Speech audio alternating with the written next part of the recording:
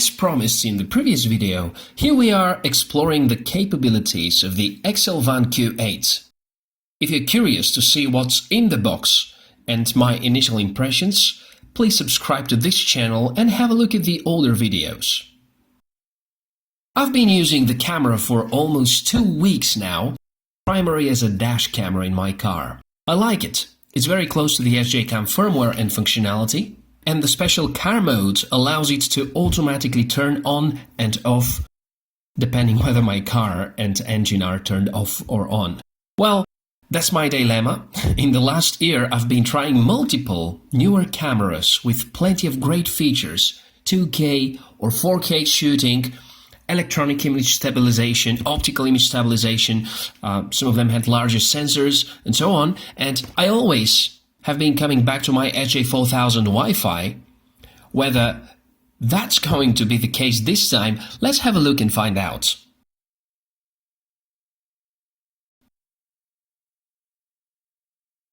The most common use, outdoors. That seems to be okay for both cameras. Please note that I'm using the 1080p because my editing software allows me to import that resolution only. 4K should give you slightly better picture. Keep in mind that the 96660 chip does not really allow you to shoot 4K in 30 FPS, so it's software interpolated. And also, in this video, the SJ4000 Wifi is operating at the resolution I keep it usually, 720p. I mostly prefer this resolution because of the nice small size. And since I cannot switch to that on the Excelvan, I'm gonna be using 1080p.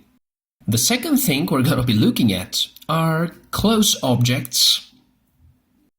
Cameras of that type are usually not great at showing you close objects just because of the type of the sensors which are using in the 170 degrees of view that you get.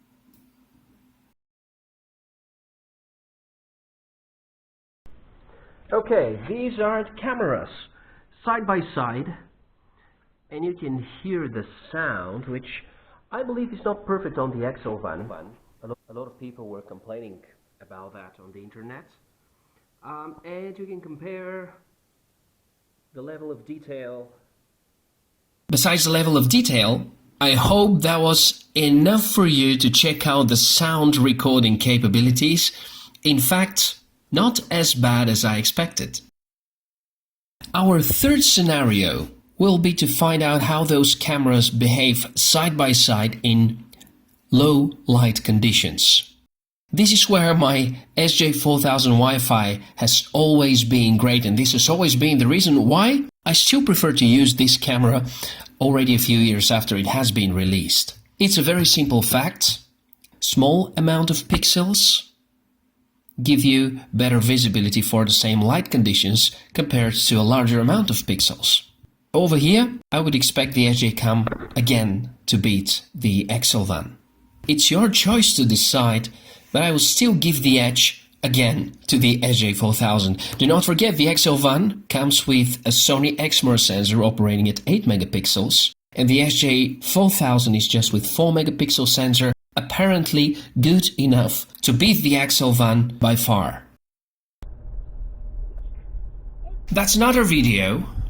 Operation as a dashcam. Pretty dark night, no street lights, and you can see that the object details are quite blurry. So if we have to make a conclusion, the Excelvan performs great when the light conditions are okay, but it would have really poor performance in low light conditions. Overall, for its price, this camera is just fantastic.